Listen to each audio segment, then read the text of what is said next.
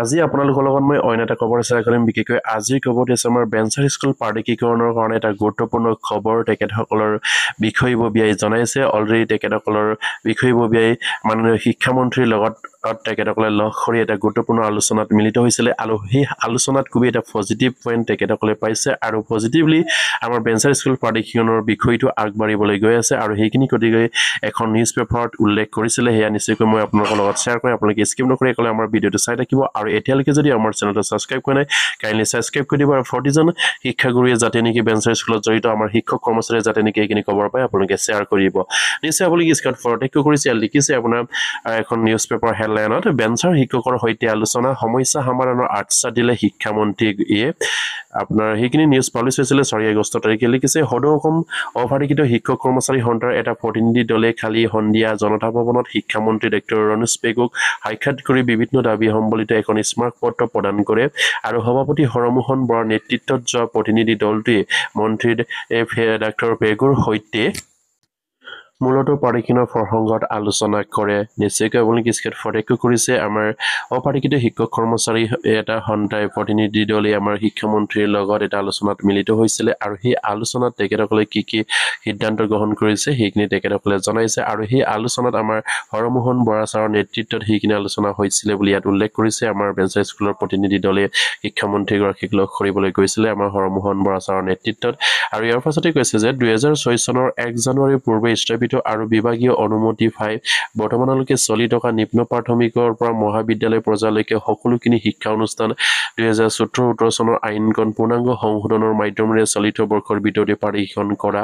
আৰু 2013 আৰু 2021 চনৰ আইনৰ কেতবোৰ দ্বাৰা উপধাৰাৰ বাবে পাৰিশনৰ পৰা বঞ্চিত শিক্ষক কৰ্মচাৰীসকলকো পাৰিশনৰ কৰা আৰু 15 আৰু 30 বছৰ পৰ্যন্ত বিনা বেতনে ছাত্ৰ-ছাত্ৰীসকলক পাঠদান কৰি যিকোনো কাৰণত শিক্ষা অনুষ্ঠান বন্ধ কৰিব লগা হোৱা সকলৰ এককালীন সাহায্য প্ৰদান কৰা আৰু বিনা বেতনে শিক্ষকতা কৰি অকল মৃত্যুক আঁকোৱালি লোৱা শিক্ষকসকলৰ পৰিয়ালক এককালীন সাহায্য দিয়াৰ দাবী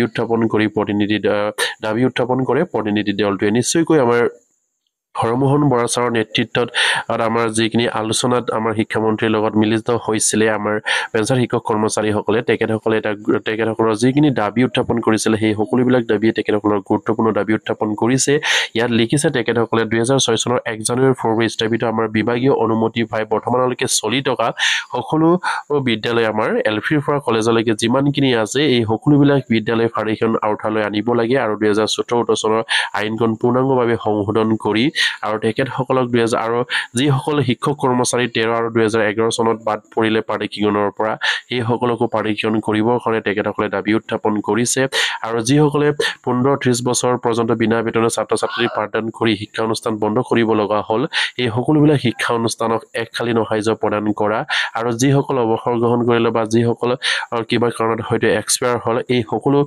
শিক্ষক কৰ্মচাৰীসকলকে এককালীন সাহায্য প্ৰদান কৰিবৰ কাৰণে তেখেতসকলৰ সন্থাই দাবী উত্থাপন কৰিছে আৰু ইয়াৰ পাছতে কৈছে যে সংস্থাৰ এই জ্বলন্ত সমস্যাসমূহ সমাধানৰ অৰ্থে অসম বিধানসভাৰ সমাগত অধিৱেশনত 2017-18 চনৰ শিক্ষা অনুষ্ঠান পদ পাৰিকনৰ সংশোধনী বিধেয়কখন উত্থাপন কৰিবলৈ মন্ত্ৰীগৰাকীক দাবী জনায় আৰু যিহেতু আমাৰ অসম বিধানসভা সমাগত আৰু সেই অধিৱেশনত আমাৰ 2017 আৰু 18 চনৰ পাৰিকন আইনৰ যিখিনি সংশোধনী সেই সংশোধনীৰ বিধেয়কখন তেখেতসকলক উত্থাপন কৰিবৰ কাৰণে আমাৰ যিসকল বেঞ্চাৰ শিক্ষক কৰ্মচাৰীসকলৰ প্ৰতিনিধি দলে গৈছিলে তেখেতসকলে দাবী উত্থাপন কৰিছে আৰু ইয়াৰ পাছতে কৈছে যে মন্ত্ৰী ডক্টৰ পেগুৱে সংস্থাৰ প্ৰতিনিধিক আলোচনাৰ কালত পাৰিশনৰ বিষয়টোৰ ক্ষেত্ৰত ৰাজ্য চৰকাৰে গুৰুত্ব আৰোপ কৰি অহা বুলি কয় আৰু তেওঁ বেঞ্চাৰ শিক্ষকসকলৰ সমস্যাৰাজি সমাধানৰ ক্ষেত্ৰতো সম্ভৱপৰ সকলো প্ৰচেষ্টা চলাব বুলি আশ্বাস প্ৰদান